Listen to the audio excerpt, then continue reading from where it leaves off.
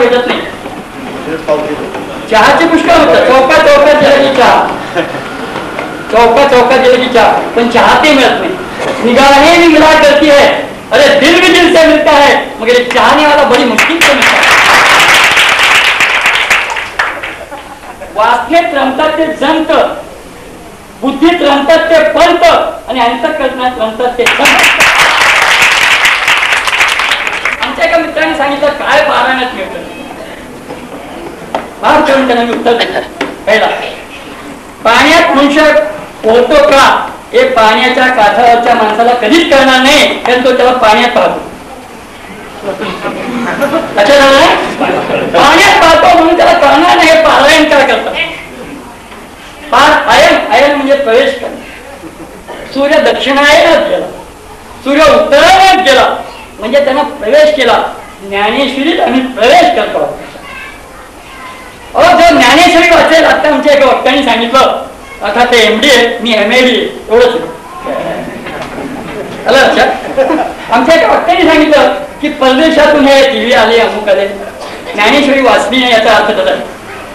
एक ज्ञानेश्वरी ओळी जर वाचली तर ज्ञानेश्वरीत किती शास्त्रांचे खुलासे मी आता तुम्हाला सांगते. एकच ओळी सांगते की शास्त्रांनी असं त्याचं ब्रीद वाक्य करावं आणि अन्न वस्त्र निवारा हा एक प्रश्न ज्ञानेश्वर महाराजांनी एका ज्ञानेश्वरीच्या ओळी सांगितली. नगरेची रसावी, जलाशय निर्मावी, महावने लावावी नाना विधी. राज सत्तेच्या माणसाने काय करावं, जे नगरेची रचावी, प्रत्येकाला घर द्यावं. अवनी, अवनी म्हणजे भूमी, अ म्हणजे अन्न, व म्हणजे वस्त्र, नि म्हणजे निवारा. तर ज्ञानेश्वर महाराजांनी 700 वर्षापूर्वी ही ओळी सांगितली की नगराची रचावी. जे गरीब असतील, आज चाललंय झोपडपट्ट्या, झोप पड आणि पट्टी. झोपायचं, पडायचं आणि पट्टी न द्यायची.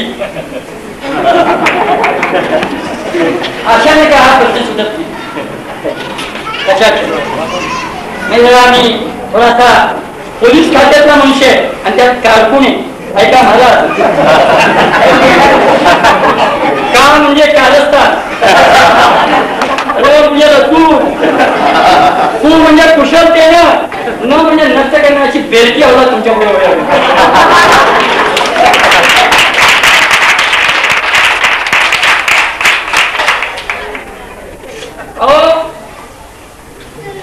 ज्ञानेश्वरी न पाहता, तुकाराम गाथा न बोलता, न वाचता,